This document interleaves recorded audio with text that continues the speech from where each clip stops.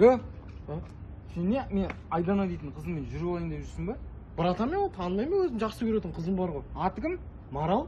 Марал, сол Айдананың подругасы, сол Марал арқылы Айдананы жүріп алайын деп жүрсің ғой сен? Жоқ, братан, ондай ойым жоқ. Немене шашыңды өсіріп аласың, Айданаға осындай шаштар ұнайды? Бля, братан, мен алдырайын деп отырмын шашым. Кімге алдырасың шашыңды? Айгүл әпше ме ана жердегі? Айгүл әпше сол Айдананың мамасы ғой, сол арқылы жақындап алайын деп жатсың ба?